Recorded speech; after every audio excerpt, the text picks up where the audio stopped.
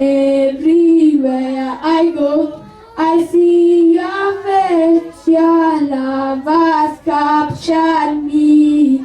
Oh my God, this love, how can it be? Na na na na na na, hey na na na na na na, hey na na na na na na, hey na na na na na na. Count your blessings, name them one by one. Count your blessings, see what God has done. Count your blessings, name them one by one. Count your many blessings, see what God has done. Hallelujah. Praise the name of the Lord Jesus Christ. We give the glory to the Lord Jesus because of this hour that God has given us.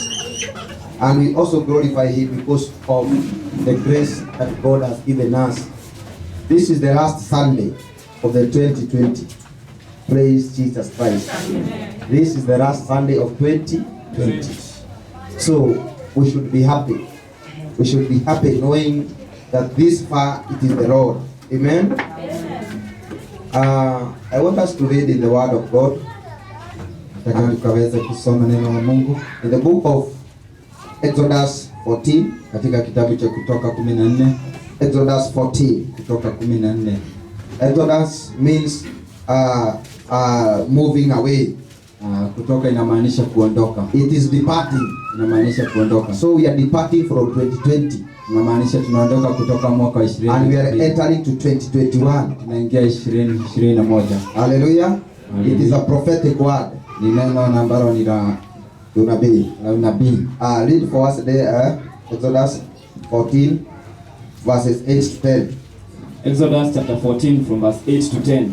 And the Lord hardened the heart of Pharaoh, king of Egypt, and he pursued after the children of Israel. Yes. And the children of Israel went out with an high hand, but the Egyptians pursued after them, all the horses and chariots of Pharaoh and his horsemen and his army, and overtook them, encamping by the sea, beside Pihahiroth, before Baal-zephon.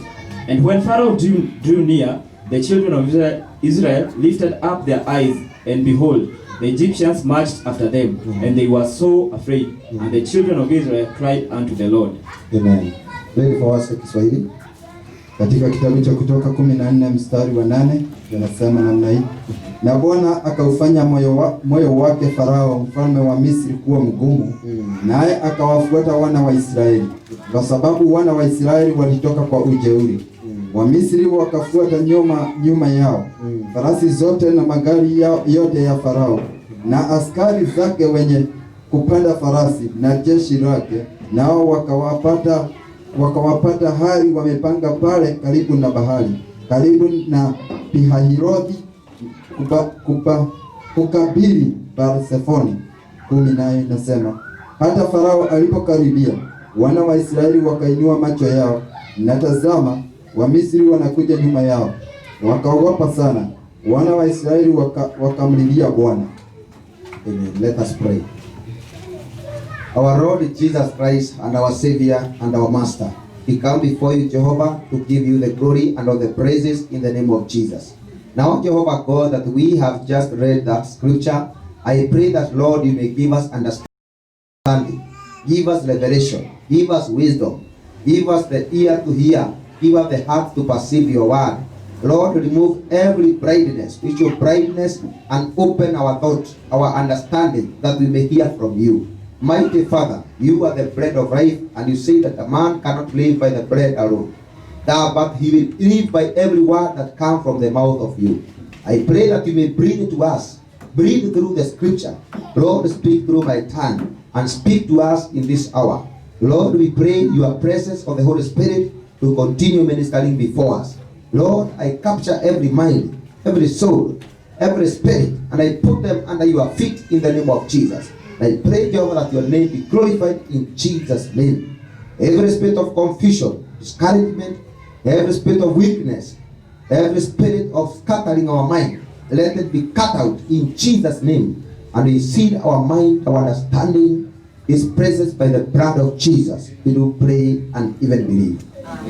Amen. Amen. Hallelujah.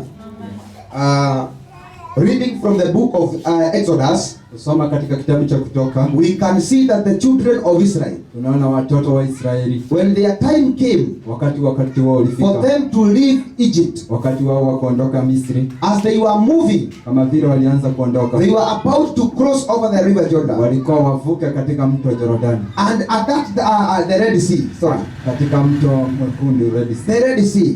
Aha. And so when they were about to cross, Na wakati walikuwa wanataka kuvuka, when they were going heading to the river, na wakati walikuwa wanatembea kuelekea mtoni, when they look at their behind, wakati waliangalia nyuma, the enemy was following them. nao maadui walikuwa The wanawafuata. Egyptians were coming after them. Wa Misri walikuwa wanawafuata. The Bible says that when the children of Israel saw that, Wakati neno la Bwana linasema wakati waliona hivyo wana they Israeli, cried unto the Lord. walimlilia Bwana. They were so afraid Walikuwa wameogopa sana, because they saw that the enemy were coming behind them. kwa maana waliona maadui wako nyuma zao. They knew this is the time that we to die. Walijua ni wakati wa kukufa. There are others who wish to go back Kuna wengine na ambao walitamani kurudi nyuma, rather than to die in the hand of the Egyptians. badala ya kukufa mikononi mwa watu wa Misri. My dear brother and my sister, Ndugu yangu, dada yangu, we are in a time that we are about to come out of this year. tuko wakati na ambao tuko karibu kuondokea mwaka huu. There are many enemies that are following right now, Kuna maadui wengi na ambao wanatufuata sasa, and many people are afraid na watu wengi wanaogopa spiritually.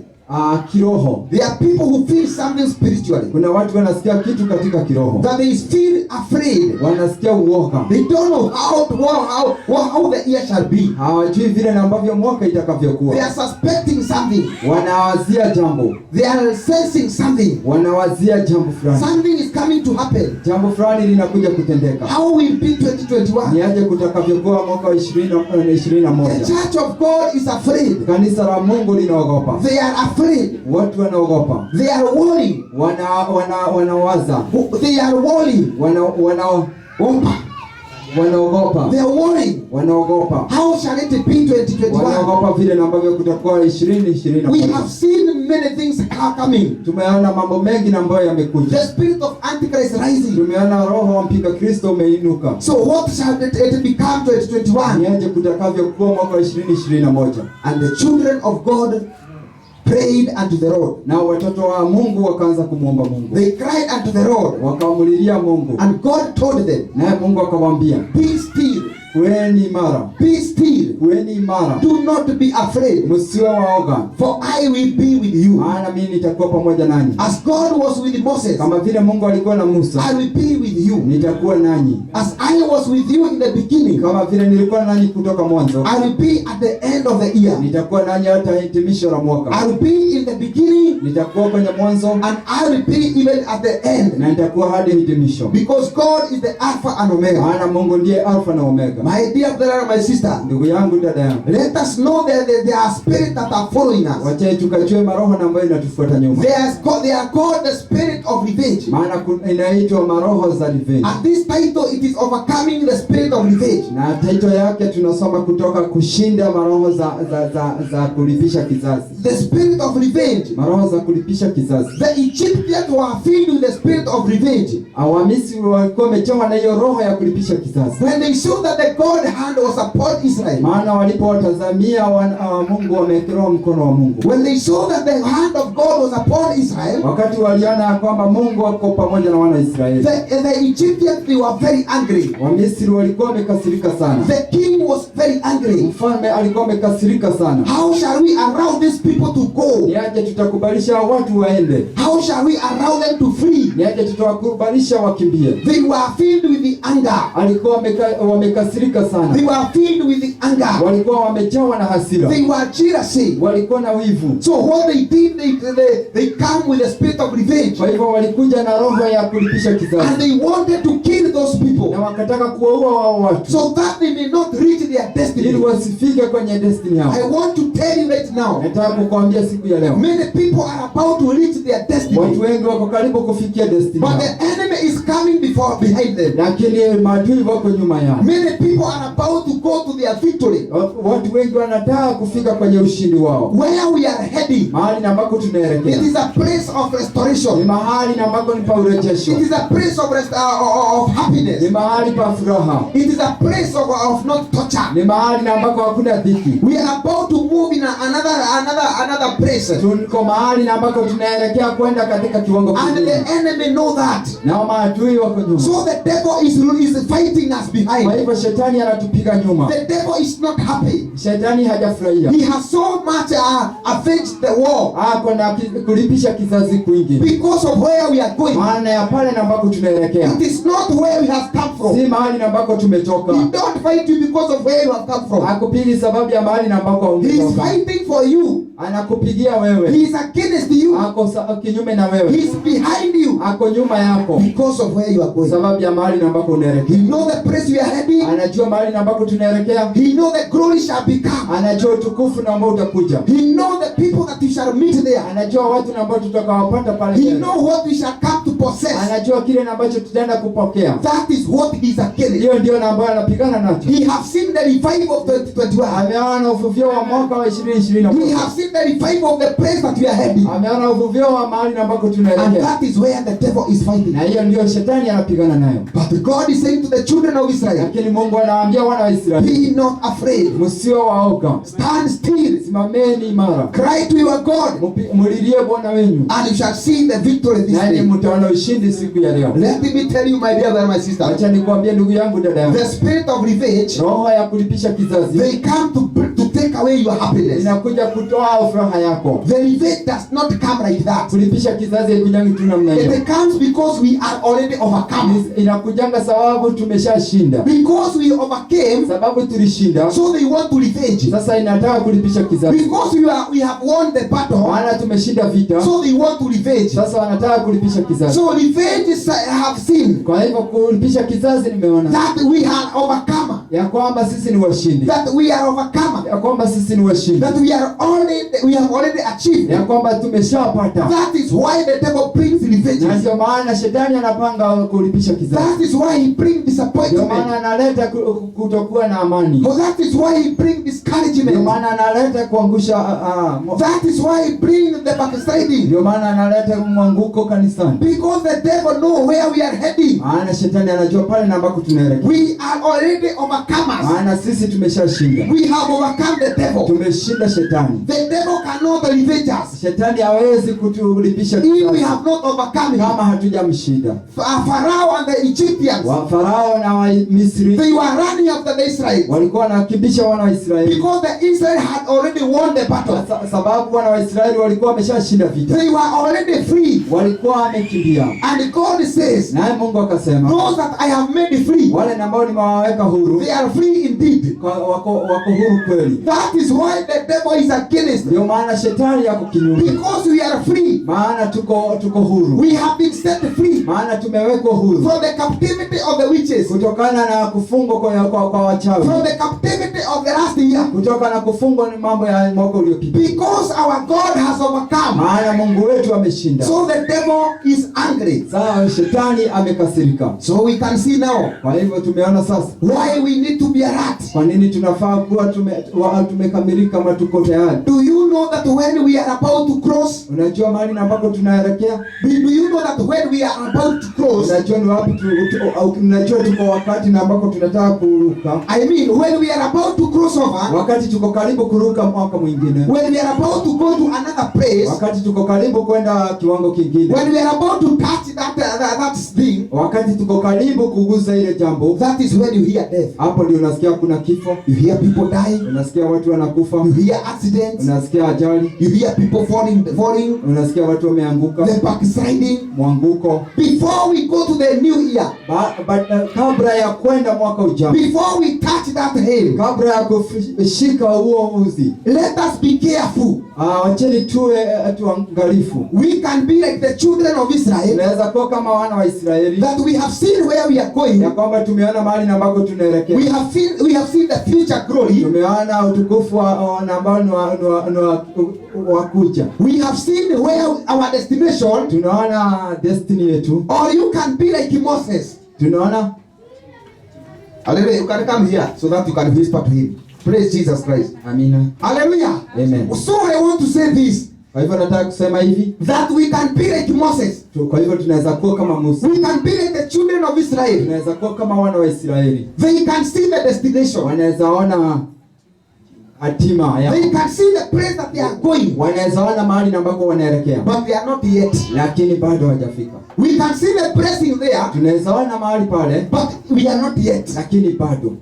So let us be careful. Kwa hivyo acheni tuwe waangalifu. Because Moses saw the glory. Maana Musa aliona utukufu. He saw the land where he was promised. Aliona mji ambao aliweza kuambiliwa. But he did not reach. Lakini hakufika. There are also the Israelites. Hata kuna Waisraeli. Many of them, they saw where they were heading. Wengi wao ambao waliona mahali ambako wanaelekea. They saw the promise. Waliona walichokiambiliwa. But they did not reach there. Lakini hawakufika huko. Because the enemy was against them. Kwa sababu adui alikuwa kinyume yao. The spirit of revenge was walking behind them. Roho ya kulipisha kisasi ilikuwa inatembea nyuma yao. So let us be careful. Kwa hivyo acheni tuwe waangalifu. We can about to be going there. Tunaweza kuwa tunaelekea pale, but you will not reach there. lakini tukose kufika. You can see the promises. Unaweza ona ahadi. You can see the promises. Unaweza ona ahadi. The blessing. Baraka. The place you have been called to go. Ahadi ambako umeitwa uelekee. The glory that you have been called to see. Utukufu ambao umeitwa uone. But you will not see it. Lakini hautaiona. You will not reach that place. Hautafika mahali hapo. Your step shall not reach there. Miguu yako haitafika hapo. You will not see that year. Hautaona hiyo mwaka. Why? Kwa sababu gani? Why? Kwa sababu gani? Because of the spirit of revenge. Kwa sababu ni roho ya kulipisha kizazi. Because there is a spirit of revenge that is running behind us. Sababu kuna roho ya kulipisha kizazi inakimbia. If you are not in the spirit, kama hayuko katika kiroho, and disconnect yourself with the spirit of revenge, na kujitenganisha na maroho ya kulipisha kizazi, you cannot reach your destiny. Hautafika kwenye hatima yako. You cannot reach your place. Hautafika mahali pako. You cannot receive your blessing. Hautafikia baraka zako. Because the devil, kwa sababu shetani is fighting against our testimony. Anapigania ushuhuda zetu. The devil is fighting against our testimony. Anapigana kinyume na ushuhuda wetu. Because he know where we are going. Kwa sababu anajua pale ambako tunaenda. So let us be careful. Kwa hivyo acheni tuwe waangalifu. And let us not relax. Kwa hivyo na tuache kuwa watu ambao wame relax. Saying, oh, we have complete. Kusema ya kwamba tumemaliza. Let me tell you, my brother, my sister. Acha nikwambie ndugu yangu, dada yangu. It can remain 3 days. Inaweza kuwa imebakisha siku 3. Just to cross over. Ili tufike pale. But during that 3 days. Lakini kwa hiyo wakati siku 3. You can fall. Unaweza anguka. Something evil can happen. Kitu kiovu kinaweza tendeka. You can just go back. Unaweza pata umerudi and find yourself in Egypt. Unajipata umerudi Misri. Let us be careful. Wacheni tuwe waangalifu. Let us be careful. Wacheni tuwe waangalifu. The spirit of revenge is at work. Roho wa kulipisha kizazi huko kazini. I have seen many people. Nimeona watu wengi. People that we thought we shall be with them. Watu ambao tuliwazia kwamba tutakuwa pamoja nao. That next year we shall be with them. Ya kwamba mwaka ujao tutakuwa pamoja nao. But entering the year, lakini kuingia katika mwaka, we were not with them. Hatukuwa pamoja nao. They were discouraged. Walikuwa wamevunjika moyo. They were disappointed. Walikuwa wamevunjika moyo. The spirit of revenge fought them back. Roho wa kulipisha kizazi uliwapiga nyuma. But when we were celebrating, lakini wakati tulikuwa tunasherehekea, and saying tomorrow we are entering the year, na kusema ya kwamba kesho tunaingia mwaka ujao, they were also celebrating. Nao tulikuwa tunasherehekea nao. But just hours, lakini masaa chache, hours before we reach the destination, masaa chache kabla tufike katika hatima, the enemy came and brought and swept them away. Adui alikuja na akawaosha.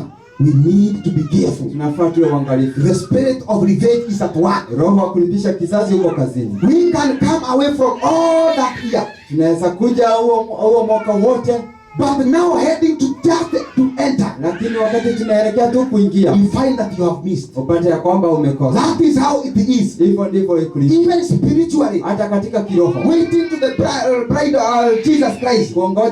kuongoja Yesu Kristo. You can be preparing all those years. Unaweza kuwa unajiandaa hiyo miaka yote. But when the day comes, Lakini wakati ule ukifika, just one day before, siku moja tu baada, you find yourself falling. upate umeanguka. You don't have the clothes. Upate hauna vazi. You don't have holiness. Upate hauna utakatifu. You are not blameless. Hata yuko mwenye umekosa lawama. Because the devil has revenged on you. Kwa sababu shetani amekulipisha kisasi. When the children of Israel were fighting the battle, Wakati wana wa Israeli walikuwa wanapigana vita, when God was sending them, wakati Mungu alikuwa anawatuma, God was telling them, go fight the battle. Mungu alikuwa anawaambia endeni mkapigane vita. Go kill those people, all of them. Endeni mkaue hawa watu wote. Don't spare even their children. Usiache hata watoto wao. Why don't spare their children? Usiwache hata watoto wao. Why don't spare even their weak, the Kwa wife? nini msiwache hata wake wao? Because if they had spared them, Kwa sababu kama waliwaacha, those are the people that recruited themselves and came to revenge. hawa ndio watu na ambao walikuwa wanajiungamanisha wanakuja kulipisha kizazi. When they thought that they had fought the battle, Ama walipo dhania ya kwamba wamepigana vita, they thought that they have killed all the Amalekites. walidhania kwamba wamepiga Waamaleki wote. Their children were growing, Watoto wao walikuwa wanakuwa and they were growing with the spirit of revenge. na walikuwa wanakuwa katika roho ya kulipisha kizazi. So after 5 years, Kwa ile baada ya miaka 5 the enemy comes again. adui wanakuja tena. We are not yet.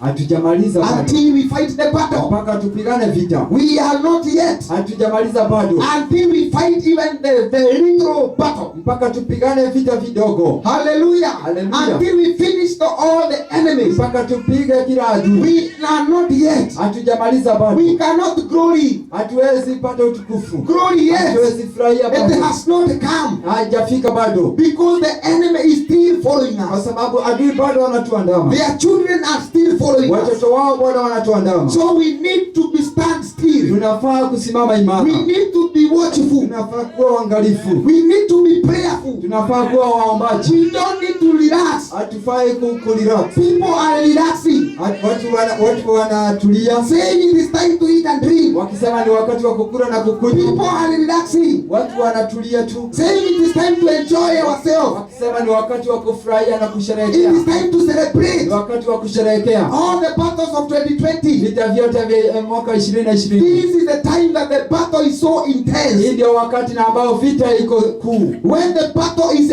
beyond to be finished, Wakati vita iko karibu kumalizika. that is when the battle is greater. Hapo ndipo vita inakuanga kuu. So let us watch out, Kwa hivyo acheni tuwe waangalifu because the enemy is still following kwa us. sababu adui bado wanatufuata. Look at this, my dear brother and sister. Tazamia hii ndugu yangu, dada yangu, That when they were about to move from Israel, from out of Egypt, ya kwamba wakati walikuwa karibu kuondoka Misri, the king was not with them. mfalme hakuwa pamoja na wao. He was not with them. Hakuwa pamoja na He wao. was against them. Alikuwa kinyume nao. Let me tell you today, Wacha nikwambia hivi, when you are about to move to another position, wakati uko karibu kwenda katika there are people who are not with you.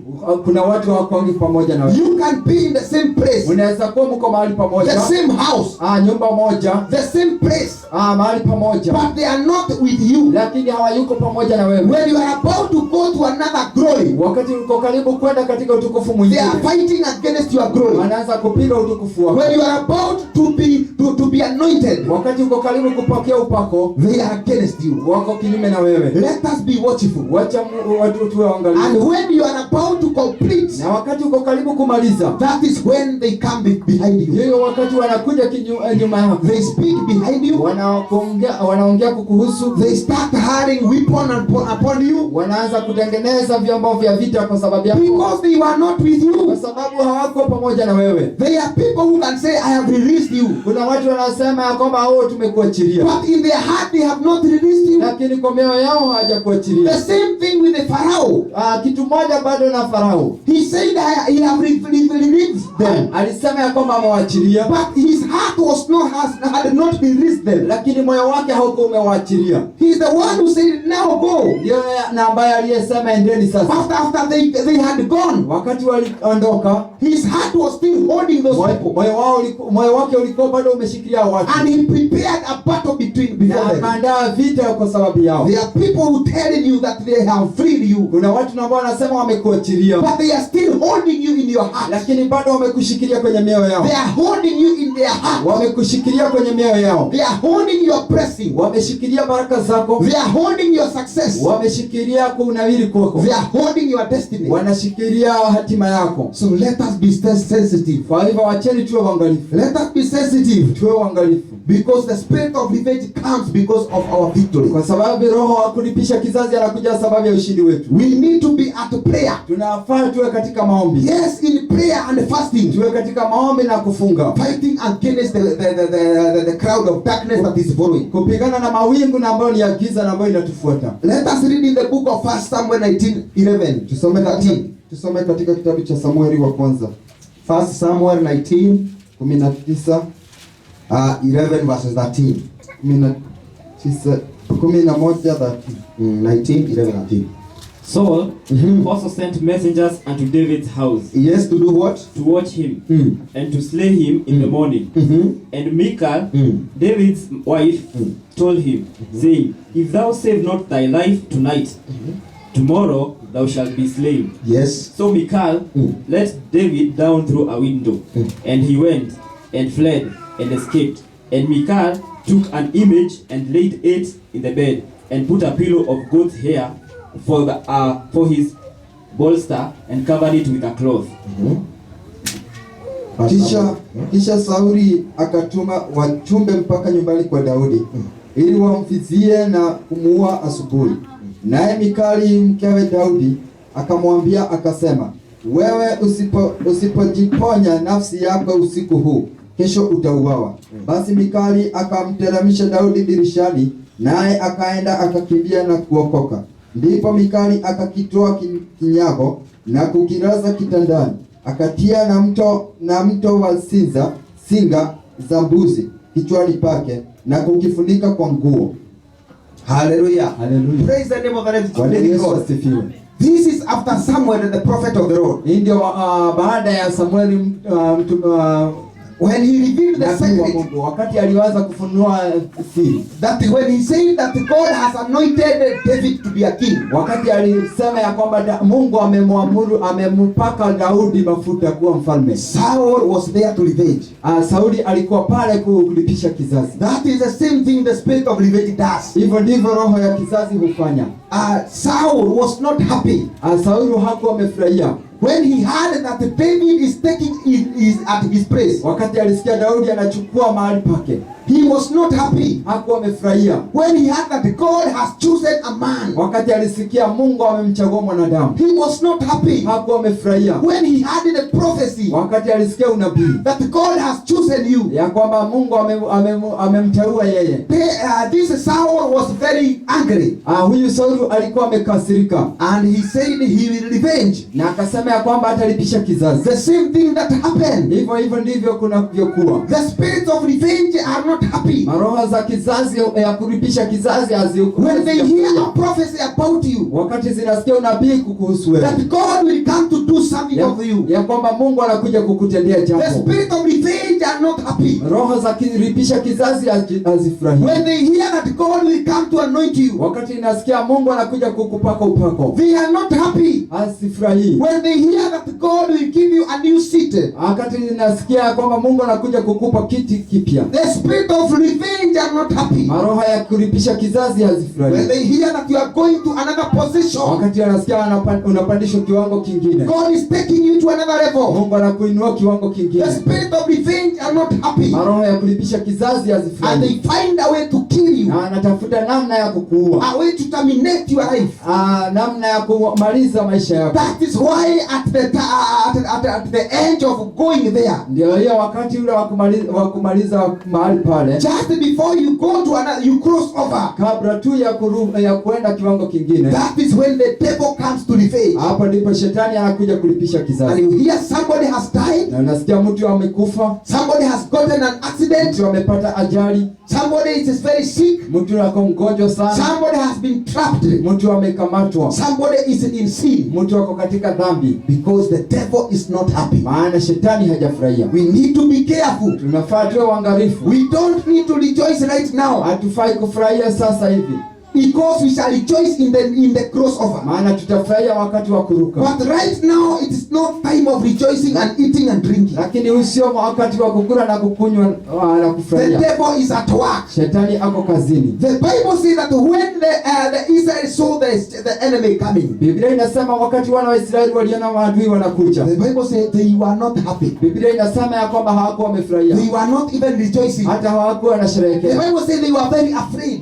Biblia inasema walikuwa wameogopa And they sana, cry unto God. na wakamlilia Mungu. The same thing that we need to spend hours Vile na ambavyo tunafaa wakati wa kutumia wakati crying with God, kulilia Mungu, crying to God in this hour. kulilia Mungu wakati huu, That oh God, look at them. ya kwamba Mungu tutazamie, Look at our enemy. angalia maadui zetu, They are following us. wanatufuata, They are unseen enemy, maadui ambao hawaonekani, but they are following you. lakini wako pale wanakufuata wewe, They are going behind you, wako pale wanakufuata nyuma, going behind your children, wako nyuma ya watoto wako, going behind your marriage, wanaenda nyuma ya ndoa yako, going behind your ministry. wanaenda nyuma ya ministry They have yako. swear that you will not see the year. Wanasema ya kwamba hautaona mwaka, They have swear that you will not cross over, wamekula kiapo ya kwamba hautaruka mwaka that mwingine, you will not meet, you will not see the glory, ya kwamba hautaona utukufu, that you will not enter heaven. ya kwamba hautaingia ufalme wa Mungu. But let them swear, Lakini wacha wakule kiapo, because our God is great. maana Mungu wetu ni mkuu. He who delivered us from there, Huyo na ambaye aliyetuokoa kutoka pale, He will deliver us even from this place. atatuokota kutoka mahali hapa. He who was with us on January, Huyo na ambaye alikuwa pamoja nasi kuanzia He is the Januari, God that will be even on the December. hata ni yeye atakuwa pamoja nasi hata He Disemba.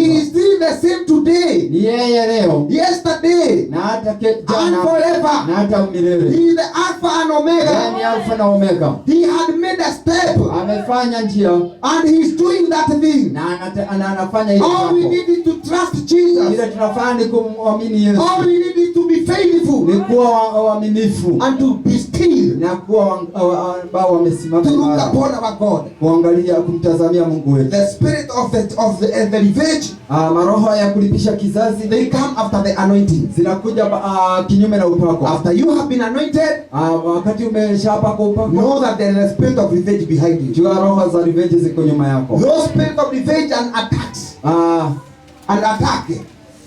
Those spirit of revenge hizo maroho za kulipisha kizazi and those spirit of attacks, na hizo maroho za kuvamia they are against you. wako kinyume na wewe. When they know that God has given you an assignment, Wakati wanajua kwamba Mungu amekupa kazi, there is a spirit of revenge. una roho ya kulipisha kizazi. When you know you are a victor, Wakati unajua wewe ni mshindi, or when you have seen victory, na wakati umepokea ushindi, know that there is a spirit of revenge. jua kwamba kuna roho ya kulipisha kizazi. Either you have been given a child, Iwe umepewa mtoto, either you have been given a husband, iwe umepewa mume, either you have been given something. uwe umepewa kitu, No matter the victory, ikuwe uko na ushindi, there's the spirit of revenge behind them. jua kuna roho ya kulipisha kizazi The nyuma spirit yako. of slandering, Roho ya kunena, the spirit of accusation, roho za kunena uongo, the spirit of death, maroho ya kifo, the spirit of sickness, kuna roho ya magonjwa, the spirit that works behind you kuna maroho ambayo inakufuata nyuma to destroy your victory, kukuharibia hatima, to destroy your victory, kuharibu hatima yako, kuharibu ushindi wako, to destroy that victory that you have, na kuharibu ushindi na ambao uko nao, and to destroy your testimony. na hata kuharibu ushuhuda wako. Remember the Bible says Kumbuka Biblia inasema that there are three things that the enemy that they overcame by.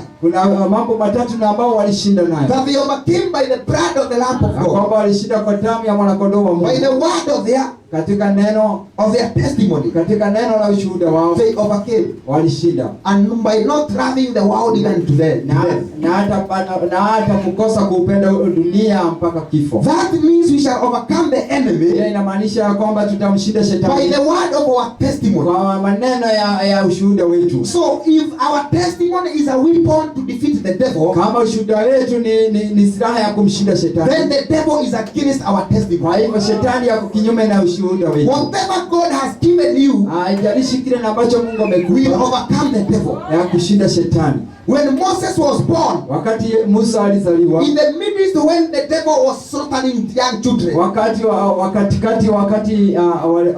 was killing young children, shetani alikuwa anaua watoto wadogo. that is when Moses was born. Huo ndio wakati Musa alizaliwa. And Moses was a testimony Musa alikuwa ushuhuda that all other boys are killed, ya kwamba wakati vijana wengine walikuwa wanauawa, but Moses was alive. Musa alikuwa uhai. He was a testimony. Yeye alikuwa ushuhuda. Jesus was also a testimony Yesu Kristo pia alikuwa ushuhuda that the boys were killed, ya kwamba watoto vijana walikuwa wanauawa, but that Jesus was alive. lakini Yesu alibakia He was a testimony. alikuwa ushuhuda, And that is the testimony that defeated the devil. na hiyo ndio ushuhuda ambayo ilishinda shetani. That child defeated the devil. Huyo mtoto alimshinda shetani. That Moses defeated the devil. Huyo Musa alimshinda shetani. He brought victory to Israel. Alileta ushindi kwa wana wa He Israeli. brought salvation to us. Alileta wokovu kwetu. So you can see where there is a testimony, Kwa hivyo unaona mahali ambako kuna ushuhuda, the devil is against that. shetani ako kinyume napo. For he know by your testimony, Maana anajua kwa sababu ya ushuhuda other wako people shall be built. watu wengine watajengwa, Other people shall be restored. watu wengine wataweza kurejeshwa. By the testimony of waiting a child, Kwa ushuhuda wa kumpata mtoto, the testimony of Sarah, ushuhuda wa Sara, many women have been comforted. wake wengi wamepokea nguvu, They are still waiting God, wanazidi kumwongoja Mungu, no matter their old age. haijalishi miaka yao. Because of that Kwa testimony, sababu ya ile ushuhuda, God is glorified. Mungu anatukuzwa. Preserve your testimony. Weka ushuhuda wako. If you have overcome, preserve your Kama testimony. umeshinda, weka ushuhuda wako. Preserve and guard it. Weka na unaizuie. Preserve your victory. Weka ukauzuie ushindi wako. Because the devil is against it. Kwa sababu shetani yako kinyume The nao. spirit of revenge has been sent, Roho ya kulipisha kizazi yametumwa, so that they may overcome us, ili ikaweza kutushinda, to destroy our victory, ikaweza kuvunja hatima yetu, our testimony, hatima yetu, our testimony. ushuhuda wetu, Because you know where we are going. kwa sababu anajua pale na ambako tunaelekea. Our testimony today, Ushuhuda wetu siku ya leo, your life today, maisha yetu siku ya leo, we know when we overcome. inajua wakati tumeshinda. Our life when we overcome Wakati tumeshinda, shall bless many people. tutakuja kuwabariki watu wengi. Many people shall be blessed by our life today. Watu wengi watabarikiwa na uhai wetu If siku ya we leo. overcome our life, Kama tutashinda uhai wetu, they will be blessed. watakuwa wamebarikiwa. Many will wake up. Wengi wataamka When they saw you that you are standing, wakati wataona wao umesimama, when they saw that you have victory, you have victory, wakati wataona umepokea ushindi, they will trust your God. watamwaminia Mungu wako. They will tell you, I want to know God. Watakwambia tunataka kumjua Mungu. I need to know that God. Kweli nataka kumjua huyo Mungu. But when we backslide, Lakini wakati tutaanguka, when we fall, wakati tutaanguka, we shall not attract the people. hatutaweza We shall not draw people to God, hatutavutia watu kwa Mungu, but we shall draw them away from God. lakini tutawavuta nyuma. That is why the devil is still going behind us. Ndio maana shetani bado anatufuata kinyume. Yes, he's behind our back, Ndio ako nyuma yetu, because he knows where we are heading, maana anajua pale na ambako tunaelekea, and the people that will be transformed by our victory. na watu na ambao watakaobadilishwa na ushindi. That is the reason why when we are anointed, Hiyo ndio maana wakati ule tumepokea upako, there is the revenge. kunao kulipisha kizazi. That is when you have the victory, Ndio maana wakati unaona kuna ushindi, there is the spirit of revenge. kuna maroho ya kulipisha kizazi. After you have the marriage, Maana wakati umepokea ndoa nzuri, when you receive the man, wakati umepokea mume, there is the spirit of revenge kuna roho ya kulipisha kizazi. coming to bring divorce, Wakati inaanza kukwambia divorce, coming to take away love in the house, inakuja kuondoa upendo katika nyumba, and they bring division. na inaleta hapo kutengana. Those are the spirit of revenge. Hiyo ni maroho ya revenge. You see, when there are people who rejoice. Na kuna watu ambao wanafurahia. It is good when they overcome, they rejoice. Ni vyema wakati wanafurahia, wakati wameshinda. After doing a wedding, wakati wamefanya ndoa, they do a wedding, wamefanya harusi, they fight the battle, wamepigana vita. and when they do the wedding, na wakati wamefanya when they harusi, are united, wakati wameshikanishwa, they feel now the battle is over. Wanaona sasa vita imeisha. But they forget that the devil is not over with them. Wanasahau ya kwamba shetani bado hajamalizana nao. Because the reason for the marriage, Maana sababu ya ndoa, it is that God was uniting them, sababu Mungu alikuwa anashikanisha, to bring a godly offspring. walete kizazi na ambayo ni ya kiungu. So after they have been united, Kwa hivyo wakati wameshikanishwa, the devil come with revenge. shetani anakuja na kulipisha kizazi. Miscarriage after miscarriage. Analeta kutoka kwa mimba. There is no children. Hakuna watoto. There is shame now. Kuna aibu. You see, the devil is at work. Unaona shetani yako kazini. Because the purpose of marriage, Maana kusudi kwa ndoa, it is to bring a godly ni offspring. kuleta kizazi cha kiungu. So the devil is at work with the spirit of revenge. Kwa hivyo shetani yako katika kazi ya kulipisha kizazi. He comes so that he may destroy the testimony. Anakuja ili akaweza kuvunja ushuhuda. Oh, and the way they did the wedding. Na vile walifanya harusi. And the way it was great. Na vile ilikuwa kuu. Look at that testimony. Angalia ushuhuda wao. But look at now. Angalia sasa. That is the thing. Hiyo ndio jambo. He wants to destroy the testimony. Anataka kuharibu ushuhuda. So after you have overcome, ya kwamba wakati umeweza kushinda, you hear people saying, "Oh, this man had overcome everything." Unasikia watu wanasema, huyu mwanaume ameshinda kila kitu. But later, Lakini nyuma he fell again. anaanguka tena. What is that? Hiyo ni nini? It is the spirit of Ni revenge. roho ya kulipisha kizazi. Let us wake up. Wacheni tuamke. Because the devil is at hand. Maana shetani ako kazini. Yes, he's at work. Ako kazini. And he's looking and he's following us. Na anatufuata sisi. But he shall not overcome. Lakini hata tushinda. In the mighty name of Jesus. Katika jina la Yesu Kristo. When we cry to our God, wakati tunamlilia Mungu wetu, our God hears us. Mungu wetu anatusikia. When we are afraid, wakati tuko na uoga, when we cry to God, wakati tunamlilia Mungu, God knows how to rescue his people. Mungu anajua vile ambavyo ataokoa watu wake. He knows how to cross us over. Anajua vile ambavyo atakavyotuvukisha. It is not the first time. Sio mara ya kwanza. He has been doing that to us. Amekuwa akitufanyia hivi. Hallelujah. Hallelujah. Praise the name of the living God. Yesu asifiwe. It is not the first time. Sio mara ya kwanza.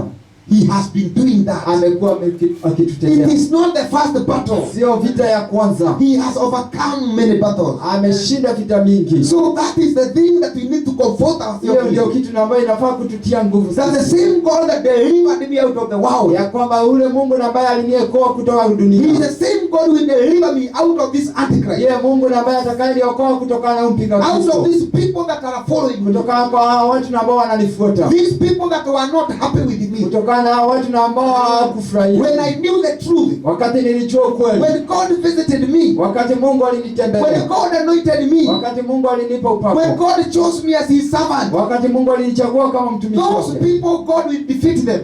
Watu Mungu atawashinda. Because God defeated the enemy. Maana Mungu alishinda maadui. If I was in sin. Kama nilikuwa kwenye dhambi. If I was in immorality. Kama nilikuwa kwa usinzi. And I defeated immorality. Na nikashinda usinzi. I will defeat even that thing. Nitashinda hata hilo jambo. If I was in chains. Kama nilikuwa kwenye minyororo. Of drunkenness. Ya unywaji wa pombe. Of worldliness. Na tamaa za dunia. And I overcame. Na nikashinda. I will also overcome this one. Nitashinda hata hii. Hallelujah. Hallelujah. Because I know that my God is great. Maana ninajua ya kwamba Mungu wangu ni mkuu. And he can do all things. Na atafanya kila kitu. And we are overcomers. Na sisi ni washindi. Through the one that strengthens us. Kwa sababu ya yule ambaye anatutia nguvu. That is when Jesus, he told them, Hivyo ndivyo na ambavyo alikuja akawaambia that the battle is not yours. ya kwamba vita si vyenyu, The battle is of the Lord. vita ni vya Mungu. The testimony that we are holding Ushuhuda ambao is tumeshikilia not our testimony. si yetu ushuhuda, It is the testimony of the Lord. ni ushuhuda wa Mungu. So if you are crying that God hold my Kwa testimony, hivyo kama unalilia Mungu, nishikilie ushuhuda wangu. oh God hold of the what I have managed to have. Mungu shikilia kile ambacho nimepokea. Oh God hold my gift. Mungu shikilia Oh God preserve my faith. Mungu shikilia imani yangu. Preserve my testimony. Shikilia ushuhuda wangu. That testimony is not yours. Hiyo ushuhuda si wako. It is a testimony of the Lord Jesus. Ushuhuda wa Mungu Baba. And God know how to preserve his Na testimony. Mungu anajua kushikilia ushuhuda. He know how to preserve his testimony. Anajua kushikilia ushuhuda. He preserved the testimony of Moses. Aliweka ushuhuda wa Musa. He preserved the testimony of Jesus. Aliweka ushuhuda wa Yesu. He had hidden them. Aliziweka. He protected them. Alizilinda. Hallelujah. Hallelujah. He protected them. Alilinda. Praise the name of the living God. Hallelujah. Speak English.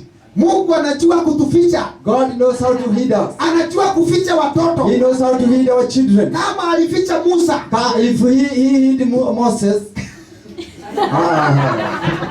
Let me speak English now. Speak Swahili. Hallelujah. Hallelujah. Praise Jesus Christ.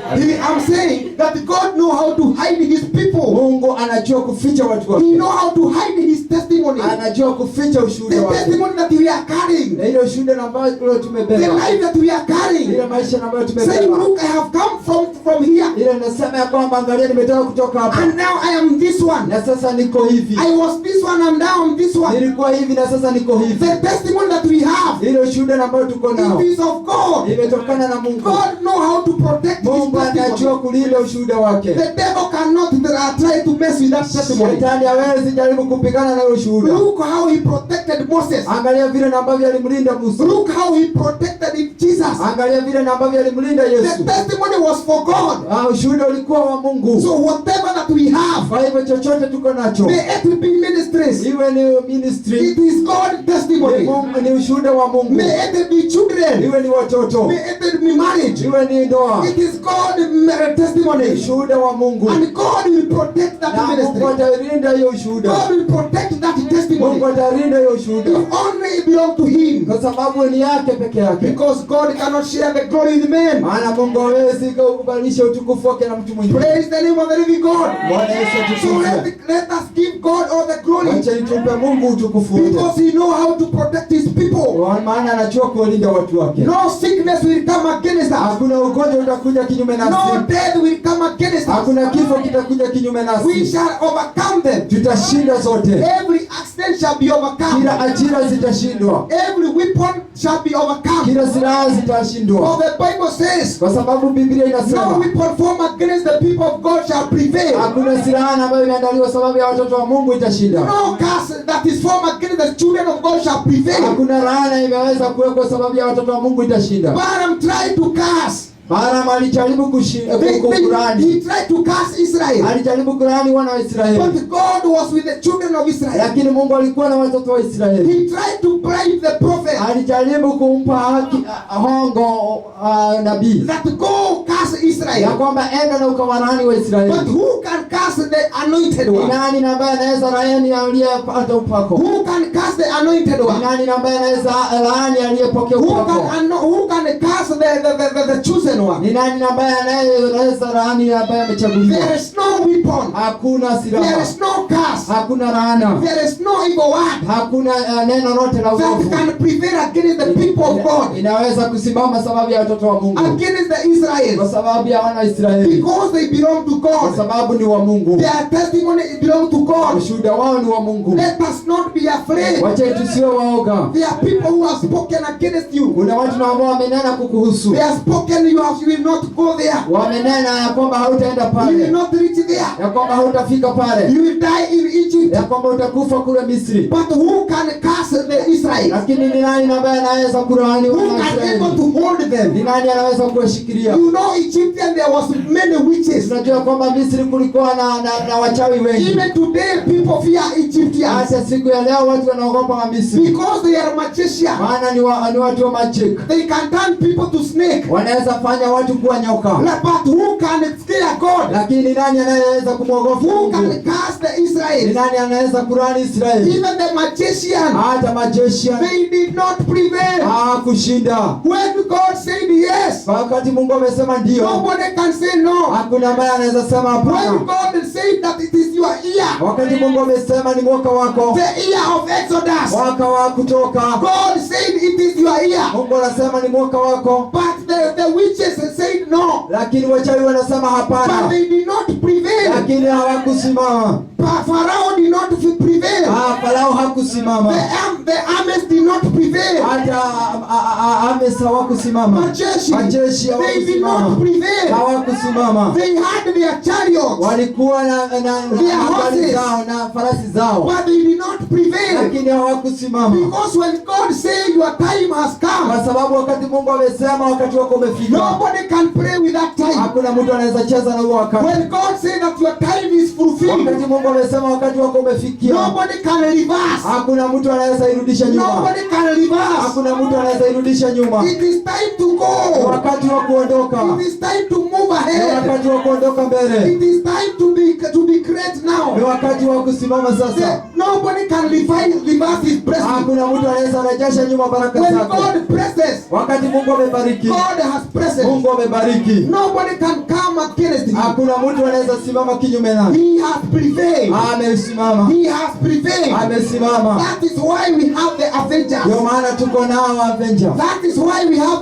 the enemy. ndio maana tuko na maadui, That is why the Egyptians are following ndio us. maana Wamisri wanatufuata, Because we have already overcome. maana tumeshinda, We are already free. tuko huru, We have already crossed over. tumeruka kiwango kingine. Hallelujah. Hallelujah. Praise the name of the living Bwana God. Yesu asifiwe. Let us not fear. Wacha tusiogope, The battle belongs to Him. vita ni vya Mungu, Because after we have finished the kwa battle, maana wakati tumeshinda they vita, will try to disappoint you. watajaribu kukua They moyo, try to discourage you. watajaribu kukuvunja moyo, They try to speak against you. watajaribu kunena kinyume nawe, But be still. lakini simama imara, Do not be afraid. usiogope. You have already overcome. Umeshashinda. Hallelujah. Hallelujah. Praise the name of the living God. Bwana Yesu asifiwe. We need to be still Tunafaa kuwa imara and to know that they will still speak. na kujua ya kwamba wanazidi kunena. When Tobias, when they were building the wall, Wakati walikuwa wanajenga ule ukuta, there were those people that were laughing. kulikuwa na hao watu ambao walikuwa wanacheka. When Nehemiah was building the wall, Wakati Nehemia alikuwa anajenga ukuta, and they said that even this wall, alikuwa anasema hata hii ukuta it is very weak. ni ndogo sana. It is very weak, very weak. Weak, it is very haina nguvu. Haina nguvu. That even the wolves, Ya kwamba hata wale mbwa mwitu they can able to destroy it. wanaweza ivunja. Hallelujah. Hallelujah. Discouragement.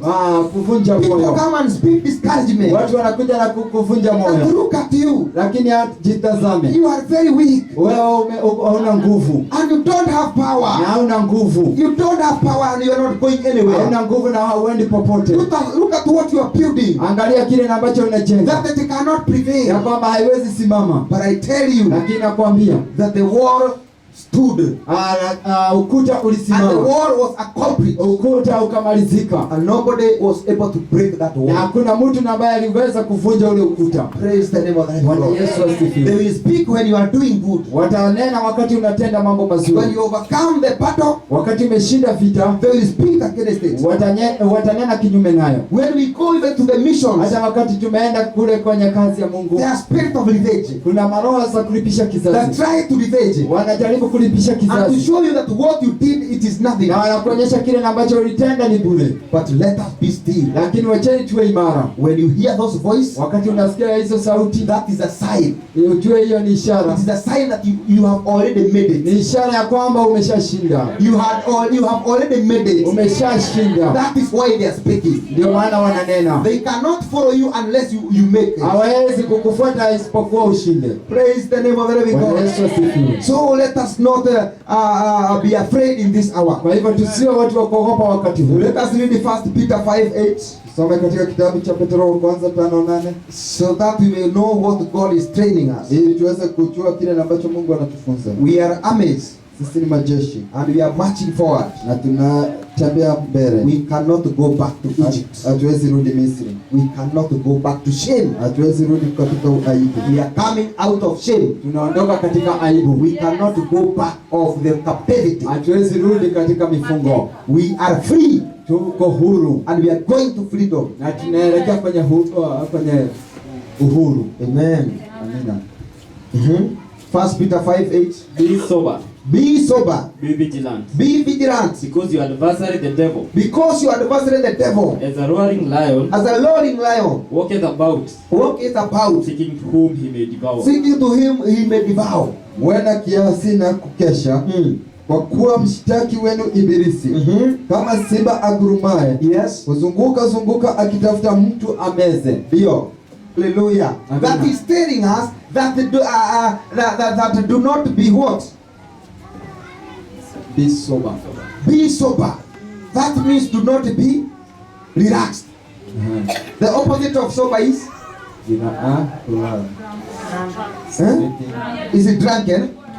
Yes, it is drunken with the cares of the world. Yeah. He's saying be sober.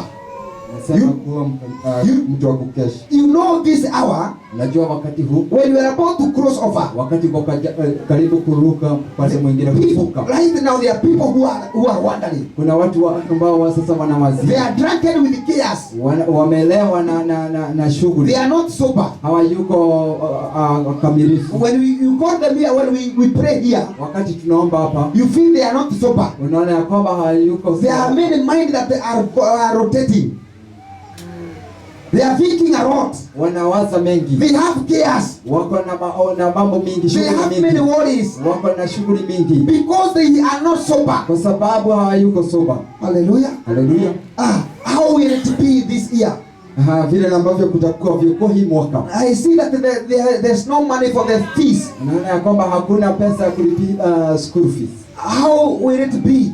Itakuwa namna gani? So they try to comprehend many things Wanaanza kuwazia mambo mengi when they are about to cross. wakati wako karibu kuvuka, And when Israel they were about to cross, na wakati ule wana Israeli walikuwa karibu kuvuka, before them was the Red Sea. mbele yao kulikuwa na mto, And before them, they had many worries. na mbele yao kulikuwa na njia nyingi. They had many worries. They had many worries and chaos. Walikuwa wanawaza mengi, na shughuli mingi. How will we cross over? Niaje na ambavyo tutakavyovuka huu mto chafu. How shall we overcome to go to that place? Niaje tutaweza kushinda kwenda ule upande mwingine. That means they were not sober. Ni kumaanisha ya kwamba hawakuwa The wamesimama. same way that the church is right now. Ni vile kanisa ilivyo wakati. They are not huu. sober right now. Hawayuko waangalifu sasa They hivi. have many thoughts, Wako na mawazo mengi, many chaos, wako na shughuli many mingi, worries. wanawazia Is this mengi. the mark of the beast? Hii ndio Is this the mark of the beast? alama ya mnyama.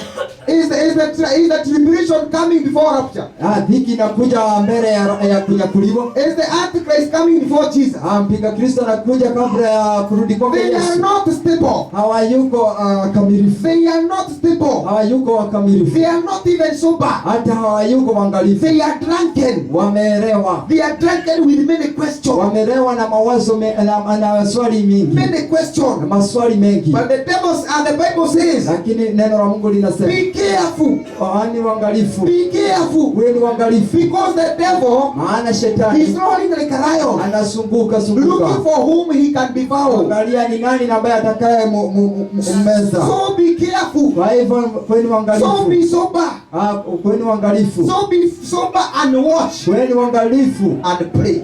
na makini na and muombe pray. na Praise muombe. the name of Jesus Bwana Christ. Yesu asifiwe. That to be careful, Ya kwamba kweni waangalifu, be sober, kweni waangalifu, be watchful, kweni watazamaji and be prayerful. na muwe waombaji. That is how we shall come to overcome Even- this spirit of revenge. Hivyo ndivyo tutakavyokuja kushinda huu roho By wa praying. kuangamiza kizazi, kwa kuomba, Praying and thanksgiving to the Lord. kuomba na kumshukuru Mungu. When we are praying, we thank God Wakati tunaomba na kumshukuru that Mungu this far it is you. ya kwamba huu mbali ni wewe, That is a victory. hiyo ni ushindi. If there's a weapon that overcomes the spirit of revenge, Kama kuna silaha ambayo inashinda hii maroho ya kulipisha it kizazi, is to thank God. ni kumshukuru Mungu. Hallelujah. Hallelujah. When you thank God, Wakati unamshukuru Mungu, the spirit of revenge will be overcome. roho za kulipisha kizazi zinashindwa. But when you don't thank God, Lakini kama haumshukuru and Mungu when you don't pray, na hauombi and when you don't see God, na humwoni Mungu, you will be overcome. utakuwa umeshindwa. Let us not be challenged by the spirit of revenge, Wache tusiwe watu wa kutiwa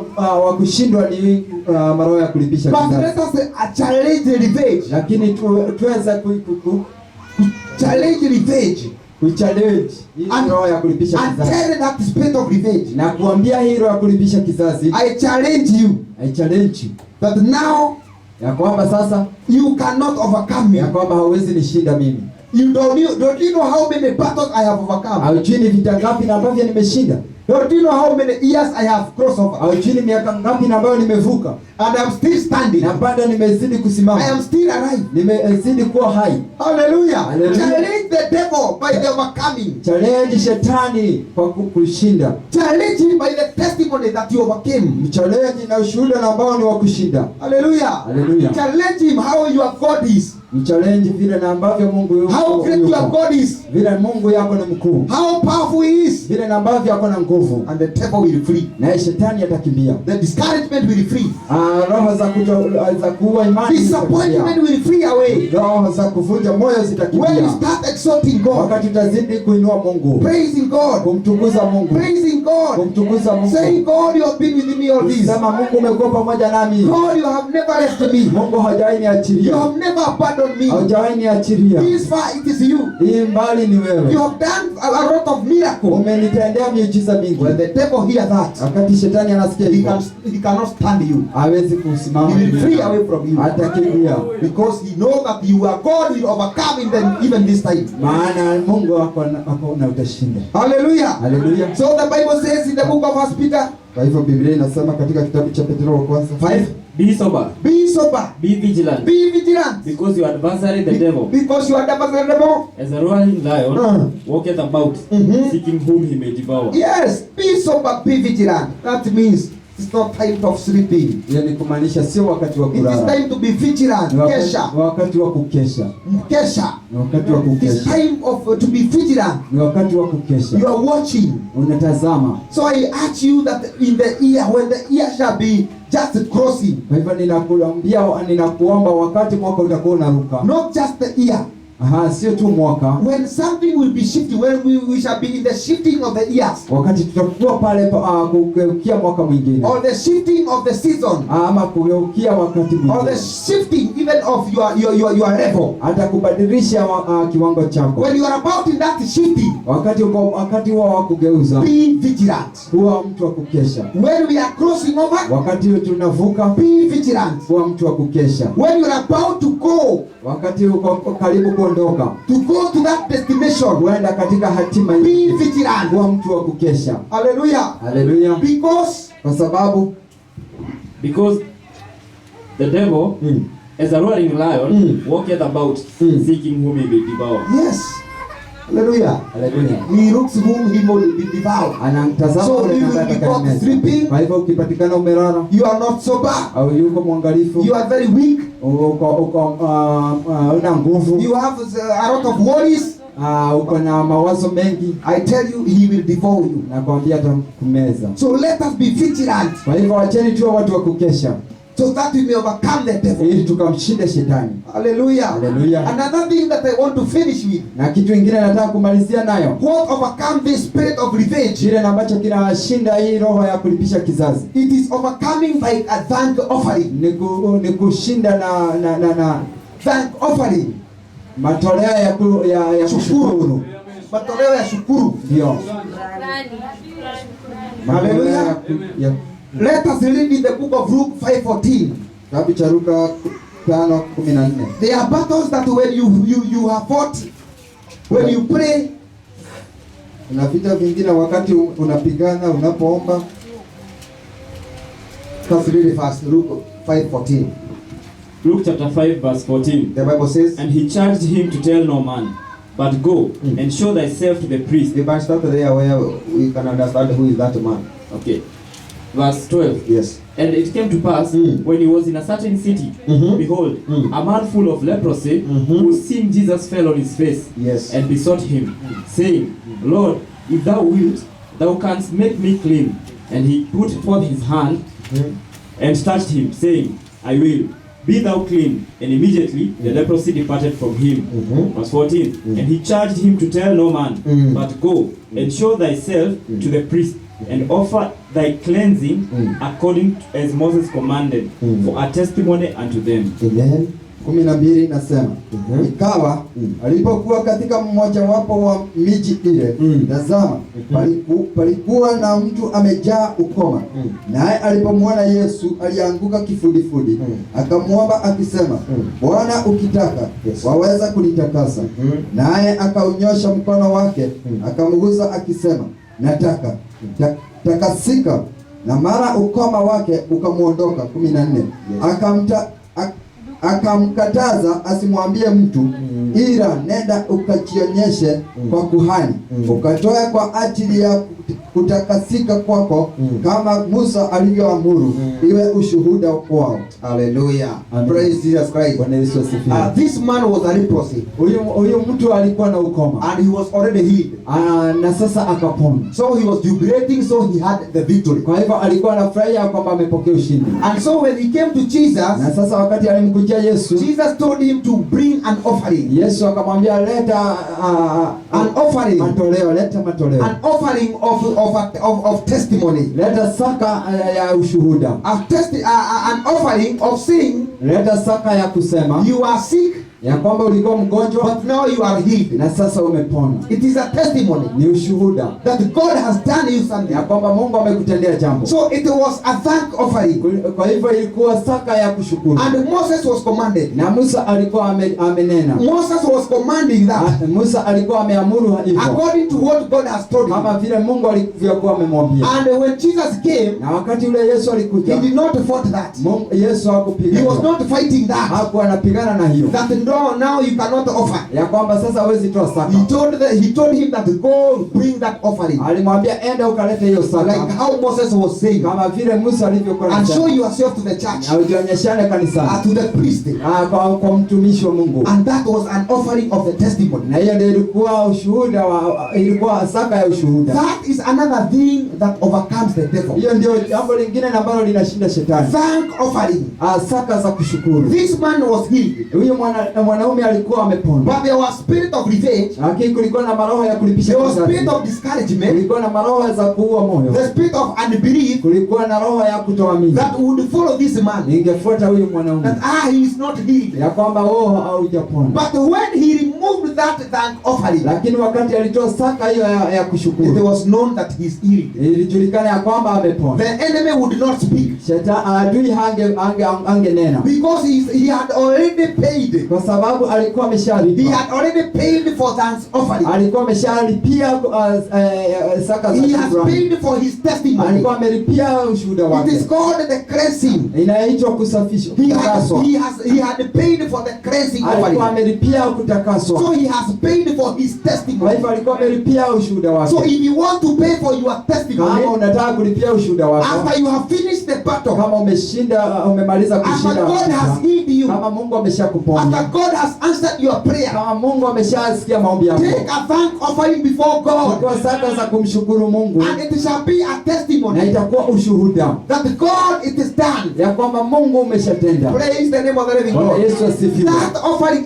acts like a covenant. Hiyo Saka utenda a covenant before God ahadi. kama ahadi Ama agano. ama agano. It acts like a covenant Inanena kama agano before God.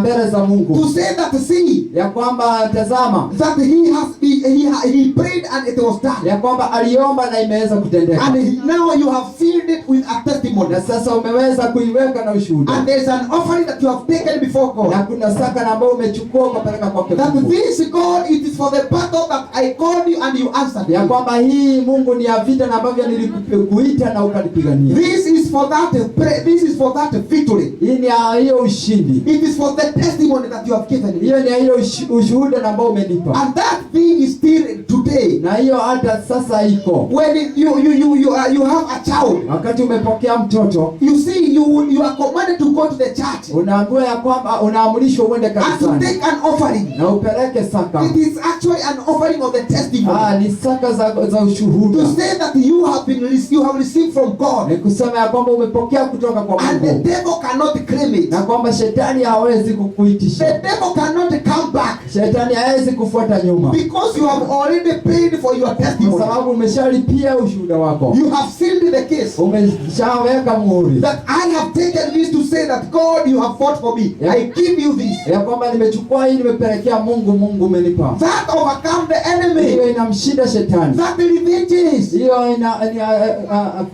It revenges the enemy. inampiga shetani, Yes, because you see the enemy, they are fighting against you. kwa sababu unaona na maadui wanakupiga wewe, And if they will see that you have nothing to hold you, na kuona ya kwamba uko huru, there's nothing that is reminding God, hakuna kitu na ambacho kinamkumbusha Mungu, then the battle will be so intense. kwa hivyo vita itakuwa mingi. You know, when you are giving the Lord, Unaona, wakati unampa Mungu, the devil cannot take it shetani hawezi chukua, because you have already given to the Lord. kwa sababu umempa Mungu. Praise the name of the living Bwana God. Yesu asifiwe. But when you have not given to the Lord, Lakini kama haujampa Mungu, the devil will stand against you, shetani atakugeukia wewe and he will say, this man is very greedy. na atasema huyu mwanaume ni ako na Uchoyo. uchoyo You see mwingi. this man, you have blessed him, Atasema unaona huyu mwanaume umembariki and he did not give you back. na hujampa. You see, he have done for you this and this, Umemtendea hii na hii, but he has not even thanked. lakini haja hata shukuru, He do not even thank. hata hashukuru, He cannot even offer before you. hawezi hata kukupa. See how much you have offered to him, Wana vile na ambavyo umeweza but he kujitolea, cannot offer to you. lakini hawezi kujitolea So kwako. the devil will be fighting you like Kwa hivyo that. shetani atakuwa anakupiga. But when you take an offering before God, Lakini wakati umechukua saka mbele zake that Mungu, oh God, this is the offering of the victory. ya kwamba Mungu, hii ndio saka na ambazo This is umenipa the za offering ushindi. of the Hizi testimony. ndizo saka na ambazo ni za This is the ushuhuda. offering of the cleansing. Hizi ni saka na ambazo ni za utakaso. There shall be a seal.